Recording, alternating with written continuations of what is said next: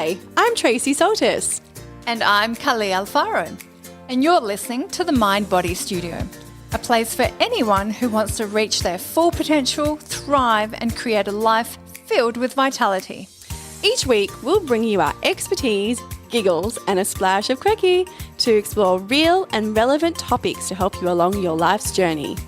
We'll bring you science, psychology, and practicality to real life issues. So, thanks for listening. We know you're going to love it.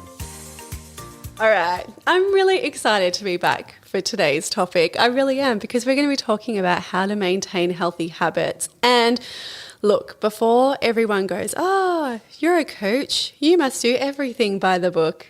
No, I don't. I had to be reminded today by my beautiful friend sitting opposite me. That would be me. Hi. Tracey, when was the last time you meditated? I'm like, I don't know. I'm like doing all of the things and I have not sat with myself for such a long time. Mm-hmm. So welcome everyone. Before Tracey just throws you all in there, welcome to today's episode. We are going to be discussing how to maintain healthy habits. And look, just like Tracey said, we all sometimes fall off the wagon and, get off, our healthy habits and paths. And I see this day in, day out in my clinic as well. People really, really struggle to maintain healthy habits. So part of this is trying to be aligned with what's important for you. And let's just dive right in and talk about it. So from my perspective, the two things that I motivate people to think about is what can lower your stress levels and calm your central nervous system down, and what can create a greater sense of well-being by increasing serotonin, endorphins, and all of those feel-good chemicals. So I really start from that really basic perspective of how can we get you out of that survival mode so that you can begin to create a better state within your mind and your body. What about you, Trace? Yeah, look, I'm going to go down the practical route because that's just who I am, and I'm going to probably highlight repetition. Because repetition is ultimately the number one thing, I think, is that if you learn something amazing and you want to incorporate it into your life, you have to repeat that again and again and again, because if you don't... Like your meditation. I know. Because we're coming into crazy season, okay? I know a lot of our northern hemisphere people are going into their winter. We're all coming out of hibernation. We're going into those warmer months. It's getting a bit warmer here, and this is when everything starts to pick up, the social commitments, the workloads, just seeing people and going out and doing more. You kind of breaking that pattern of staying at home and really doing nothing to getting out there and doing, more things. You're stepping into your masculine space, so to speak. And for me, I have opened a bit of a Pandora's box of opportunity lately, because I've gone, yes, I would like to do all of these things, and then next minute all of the universe is just throwing all of these things at me, and I'm like, wow, this is awesome. But I do need to take a breath, and I really appreciate you stepping in with your beautiful wisdom and going, hey, back it up. You need to sit down with yourself and just, go inward a little bit, because you got to practice what you preach, right? Totally.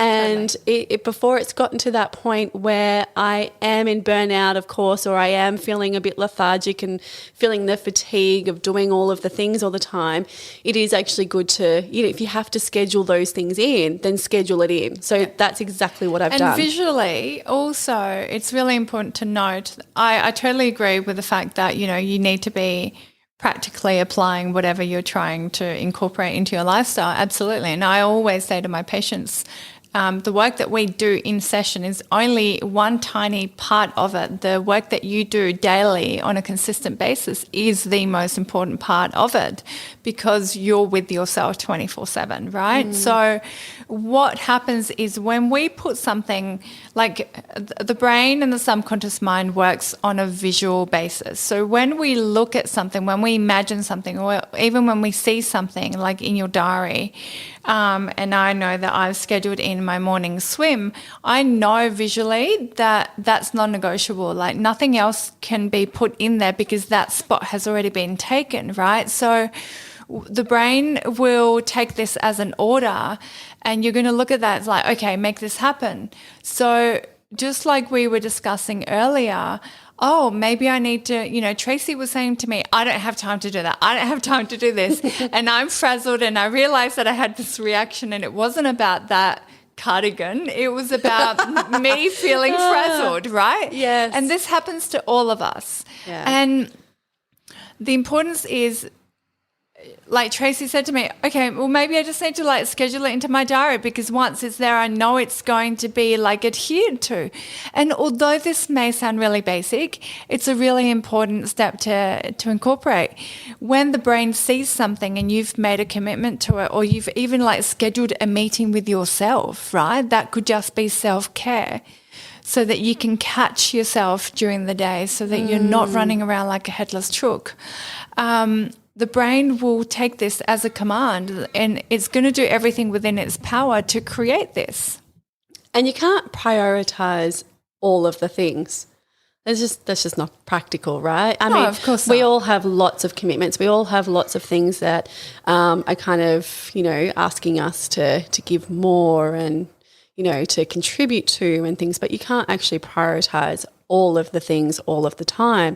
So sometimes it helps just to sit down and to really work out what are the core priorities for you at the moment, in this present moment, because not everything can be a priority. And so it's important to sit with that, so that then you can actually see if you can actually commit yourself to future things that are coming up. Because let's not forget, we're in October. It's October 1 today, and Christmas is not that far. It's going to be coming up before we know it. And so we're going to run a bit of a chat in a couple of weeks about saying no around social commitments as well, because I think that's really important to get used to that pattern of not letting people down. You're not failing, you're not letting people down, but you're actually prioritizing yourself, and you're looking after yourself more, so that when you do go to these events and you are with people, you're showing up for them. You're showing up for yourself, and you're showing up for them as well, in a really authentic, nourishing, beautiful and caring way. And that's what it's all about when we have these social events, is, showing up for ourselves and for other people. But if we go back to, I guess, maintaining these healthy habits, I think the second thing I want to talk about is keeping it simple as well. Is that, like when you're writing things down, sometimes you'll have a heading at the top, but then you'll have all of these dot points underneath. It's like, okay, here's my heading, my category, and here's all my subcategories. You know what I'm like? That's me, right? Your 4 pages of notes. You see, everyone knows about my note taking. Like, it's one of those things. It's famous. But you've got to actually pull that back as well and keep it simple, and really work out what is the core thing that you really want to achieve and what is doable, instead of going, here's this massive big category of things and here are all of the things that I want to achieve. Go, no, hang on a second, it's just not practical and not realistic, because what's going to happen is you're going to end up feeling like a failure. You've got all of these things on that list, and if you don't actually meet all of those targets, you're going to start having those feelings of failure, and that's not fair on yourself. So let's just pull back a little bit. Let's keep it simple, get to the core of what it is that you want to achieve and work towards that in a very minimalist way. What are your thoughts? I really love that. And I would urge people to just look at 2 things that you would like to improve. Like, what is an aspect of your mindset or your emotional, psychological makeup that you would like to improve or dedicate time to? And that might be, I want to do a 10-minute meditation every morning, or I want to finish my day with like some journaling and positive affirmations or something. And then an aspect, choose something, whether it's like your physical health or creativity or spirituality, and maybe just choose 2 things that really don't require you to have something specific set up for the day, but they are doable. Like, as Tracey said, you don't want to set yourself up for failure. So if I set myself 10 minutes in the morning to do a meditation, that's not going to make it or break it. If I need to get up, 15 minutes or 20 minutes earlier during the day, that's going to make me feel better because I'm actually achieving and feeling satisfied that I'm honoring my intentions. And then if I allow myself to put in a 10-minute stretching break in the middle of my day when I know that my energy starts to slump, and that might make a massive difference. So you want to increase little habits that are going to maybe not be massive, but will have a significant impact on your day, right? So I often hear people saying to me, I absolutely have no time to do anything else. And so my response to that is, okay, when you are stressed, everyone knows that your efficiency goes down. Your cognitive abilities are actually affected negatively. So your ability to concentrate, focus, carry out tasks are negatively impacted. So you're not going to be working at 100%. So when you are stressed and you are time poor, your output is not going to be of the highest quality. So I want people to start thinking about, okay, if I shave off 10% of my time during the day to do some self-care, and that means my output goes up by 20%, you're actually gaining, right? You're not losing time because your ability to be present, your ability to be genuine in whatever you're doing, your ability to enjoy what you're doing, your ability to be more efficient actually increases because you're allowing your mind and your body to slow down, and you're also doing something that's hopefully going to boost your level of energy and your sense of connectedness. So ultimately, it's like a beautiful investment that is going to make everything that you already need to do, you're just going to do it better. Yeah. And, another big focus for me, and I'm really glad you pulled me up this morning. Lovingly, as you so lovingly put, is leading by example, because when we go towards making new changes, it can affect the people that are closest around us, so the people we live with, our family, our friends. And we have to remember that not everybody shares the same values, or wants to make the changes that we're making. And that's okay, because everyone's on their own journey. But it's really important that if you are starting to learn more about your life and your body and how things work, that you start connecting with other people as well, so that you can get out there and share these newfound, changes and things that you want to incorporate into your life, so that it doesn't actually become a detrimental or an impediment on those that are closest to you as well, because we can't force people around us to change. Everyone's got their own pace, right? Everyone's on their own timeline, and that's really important to honour. Yeah. And so for us, in our own personal growth, it's really important for us to go out and to meet people that share similar values to us, so that we can explore those things a little bit more and see, things aren't as black and white as, okay, I believe this or I don't believe this. There's a lot of grey area in there as well. So when you're adapting to a new change and you're learning a lot about a particular topic, it's great to go out and continue to explore that, so you can see what resonates with you. You can see where your boundaries are. You can explore that particular topic a little bit more and learn more about yourself and what your positives and negatives and all sorts of things that go with that new change kind of flow into it. But yeah, it's important to do that outside sometimes without being too forceful with those that we love, because connection with other people and having a community is really important, not just relying solely on our core unit. We do need to step out. And sometimes that might mean that if you function better when you are with other people, it might just mean, okay, you want to learn how to meditate or you want to start increasing your creativity.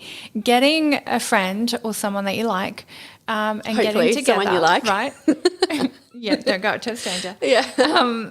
Unless you really want to. But no, seriously, like getting someone that you're close to and allowing them to be your buddy and organising, okay, well, let's make Friday afternoon a time where we meditate together. And sometimes, if even people that are geographically separate. I remember when I was in Chile going through all of this like energy medicine sort of traineeship stuff, I would have mentors that I would talk to on the phone, and I'd be up in the mountains and be like, okay, in half an hour we're going to do this meditation and we're going to focus on this. And then we would check in and do the meditation, then we'd talk afterwards. So you don't always have to geographically be in the same space. Yeah. But having someone that makes you accountable, having someone that shares the experience with you sometimes can be a really beautiful part of the process, because you're bonding, but also because it helps you to stay true to yourself and motivated. It increases the chances of sticking to a routine. Yeah, succeeding, right? To have that emotional, mental support is so important when we're making any sort of changes. We definitely have to set ourselves up with a support network around us, and that doesn't necessarily mean it needs to be the people that we live with or our close friends and family. Sometimes you're right, it does need to be other people that share those similar things or belief systems or values or whatever that is external to you. You might not know them. You might not even, they might even be on, the online community, because I mean, that's absolutely. This is the situation we live in right now. And they provide incredible amounts of support. Yes, absolutely. And now let's not forget probably the 4 main areas that we always discuss: sleep, nutrition, self-care, and movement. So we know that if we want to make any sort of changes, we have to have good sleep. Like, that sleep is the number one priority, and we talk about that a lot. And I know that we're probably due to talk a little bit more in depth about all of that sort of stuff coming up again soon. So we have to have proper night's sleep. We have to have good nutrition. Have to. Okay, if we want to keep our bodies nice and clean and working well, we have to be monitoring what we're actually putting into our bodies. We need to have self-care.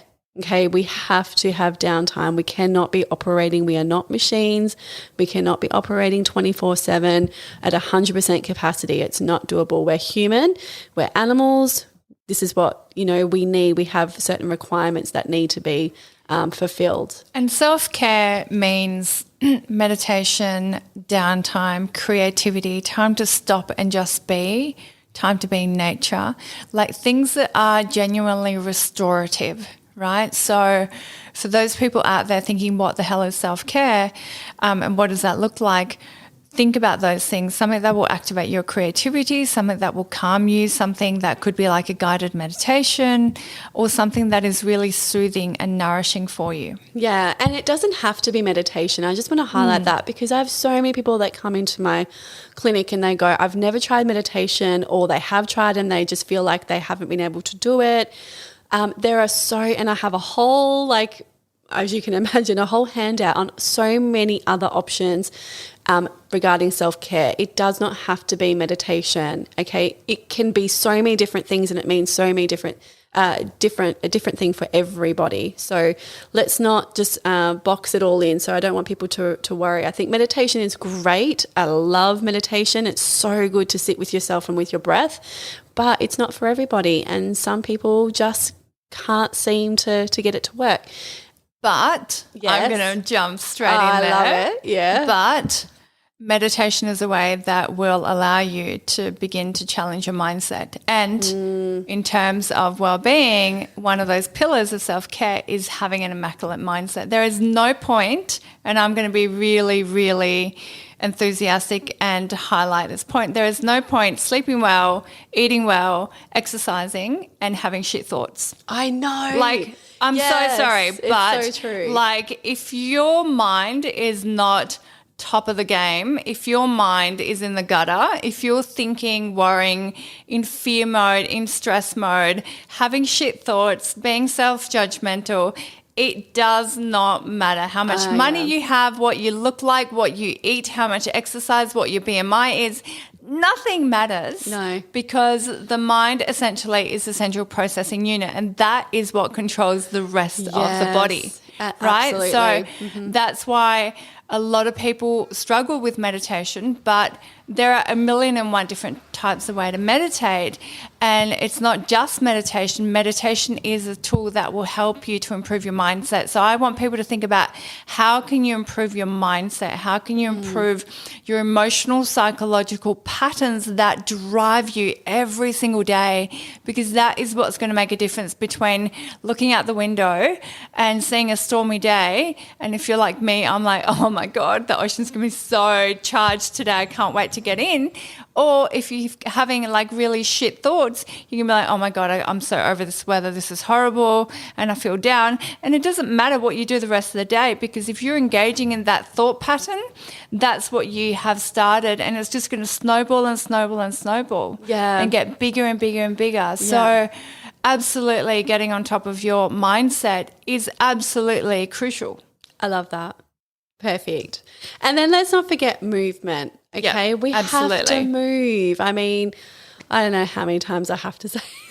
We're made to move, we right? are made to move. Like, humans are not meant to sit in front of TVs and laptops and computers and play with our phones. That's just not what we're supposed to be doing. We're supposed to be going out, hunting and gathering, making things, building things, you know, all those sorts of things that our ancestors did not that long ago, people, not that long ago. It's only been a very small portion of our whole existence where we've been hopping in cars and driving around and sitting in front of mobile phones. So we have to honour that movement, okay, because it's the fourth leading cause of disease, okay, and death in Australia is people who do not move. You need to get up and you need to move. It doesn't have to be big amounts of cardio. I'm not saying you have to start running marathons. Even if it's just a simple stretch, go for a walk around the block, do something that gets you up and moving, because you're releasing all of those endorphins, you're exercising your muscles, you're building bone density, you're looking after yourself, you're feeling better, you're looking great. These things are all really important to your overall well-being. And I want people to think and get creative, right? So if the first thought is, I don't have time to exercise, or the weather's been horrible, it hasn't stopped raining for like 6 months, or I always injure myself when I go to a gym class, I want you to think about, what could you do today that could increase your mobility? Could you do 10 squats the minute you get out of bed? Could you park your car like an extra block down the road? Like, what could you do that it's even like a little small change, but it's going to have a significant impact on your health? So once again, we're looking at those small changes that will have a significant impact. The same with sleep. What could you do? Could you turn your phone off half an hour before you go to bed? Could you dim the lights, or, you know, start bringing the noise down? Could you eat an hour earlier?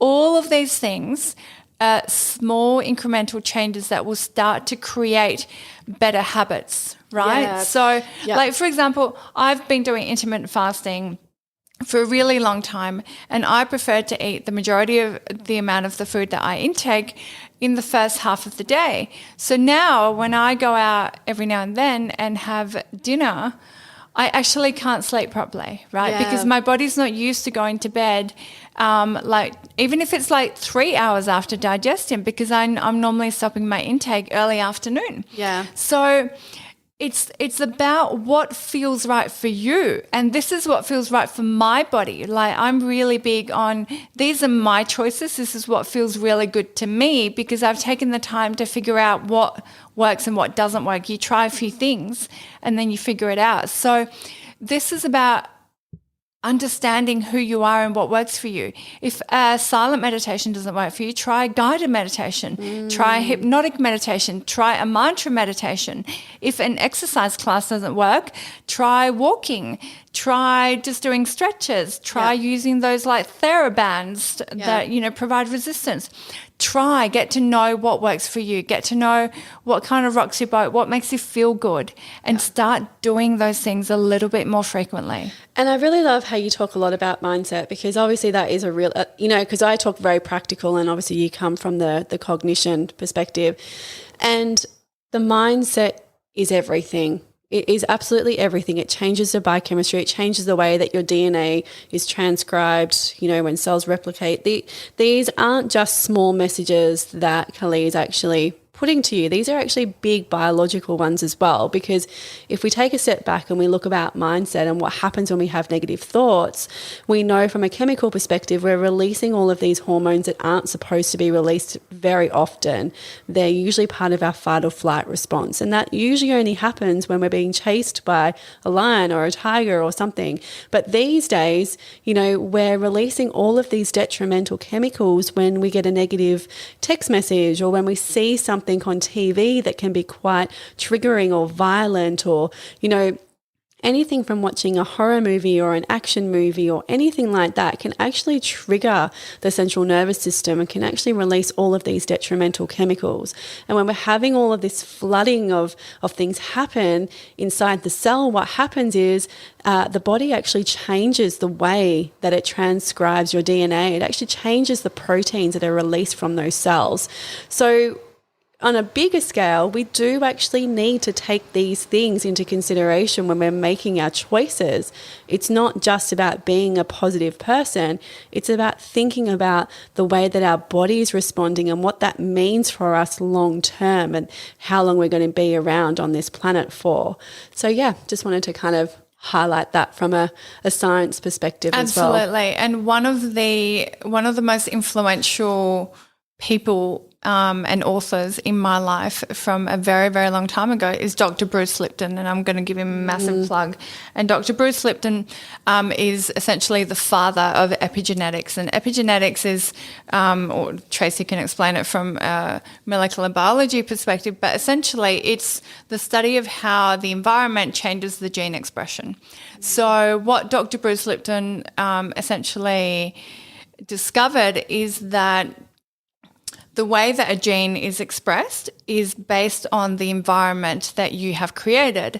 And now, as we have elaborated in so many of our podcasts, your thoughts create biochemical changes in your body. If you are consistently having negative thought patterns and creating a whole bunch of stress hormones, those stress hormones are going to be the ones that dictate how your gene is going to be expressed. And what that means is that your thoughts are going to create a chemical reaction that are going to either lead to illness or wellness. It's that simple. Yeah. So I want you guys to take it on board to think about what are the situations and patterns in your life that take away your energy, take away your perceived level of power, increase conflict, make you feel really bad, and think about reassessing the relationship that you have towards them. How can you step away from some of those things? And what are the things, people, and places that make you feel better about yourself? And how can you begin to increase the frequency of those aspects in your life? So use the knowledge that is being given to you, understanding that we are creating chemical environments in our bodies, either leading towards illness or wellness. And that is dependent on how we feel and how we interact with our environment. Absolutely. And we could talk, I could essentially talk for a really long time about epigenetics and how important that is. And we obviously aren't going to have time for that. But what I would encourage people to do after this chat is just go and do a little bit of reading about that and what that means. Because if you have any sort of toxicity in your life, relationships, bad food, pollutants, pesticides, chemicals, all those sorts of things change the way that a cell operates. It changes your environment. And that is not just from a what you eat, what you drink perspective or what you put on your skin. It's about the thoughts. Okay, so the thoughts that you have in your mind change the chemistry of the body. Okay, and that is your environment. What you're flooding your cells with, that is what is in your environment. So we need to be mindful of those. So do a little bit of research. Do a little bit of reading. It doesn't need, there's a lot of materials out there now that have been written for people to kind of ease you into this, a basic kind of 101 on what that is and what that looks like. And I'd really encourage you to do a little bit more research because that's part of the journey as well. You should never take everything that we say as factual. as truth, as black and white. You should always be doing your own research and finding these things out for yourself too, so that, because you're in charge of your journey, you're in charge of, what resonates with you and what doesn't resonate with you. And so I definitely encourage you to go out and find out more information so you can make better choices for yourself long term. And, absolutely. Both Tracey and I have towers and towers of books that we have read, and we're constantly and forever sharing resources, because that has essentially educated and informed and has played a significant role in the belief systems that we hold, right, and in the work that we do. And what I want to leave our listeners with is the idea that you not only want to make these changes for yourselves, but be super cognizant that the energy that you are creating by feeling happier, that you have identified 2 areas of your life that you want to improve, and by putting some really simple steps in place and maybe recruiting some support, you are going to change the frequency and vibration of the energy that you're emitting. So this is not only going to benefit you, it's going to benefit everyone that crosses your pathway. We are constantly emitting energy, sharing a vibe, and the more empowered, the more healthy, the more loving and calm that we can be, the more beautiful the response and the energetic responsibility that we are emitting out into the world. And nowadays, where we're bombarded by fear and negativity, we have to be the leaders. We have to be responsible for the energy. We have to have the mindset of, I'm absolutely committed to leaving this space, this meeting, this encounter in a much higher, more loving, happy frequency than what I found it. Absolutely. Because we haven't even got to energy today, but yes, that's a whole other topic as well. And I think that's the perfect way to leave it. It's, a bit of food for thought. Let you guys go away. Think about some changes that you can make right now. Grab out the pen, if you're like me. Grab out the pen, grab the piece of paper, grab out the diary, because you have to schedule time in to make these changes too, okay? You can make a list, but that's not going to help you if you don't actually make the time to make change. So get the diary out, schedule yourself some time so you can sit down and really work out for yourself what's working for you and not working for you, and make some long-lasting change. And get excited about the fact that you are going to invest in yourself and set some time to be with you, because you're absolutely amazing. Yay. All right, everybody. So we wish you well, and we'll speak to you next time. Thanks for listening.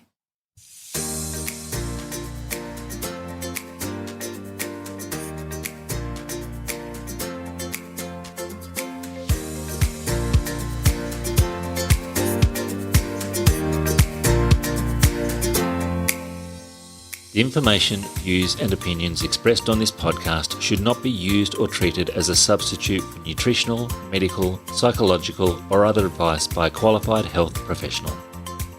Hosts and guests on the podcast express their own opinions, experiences and conclusions.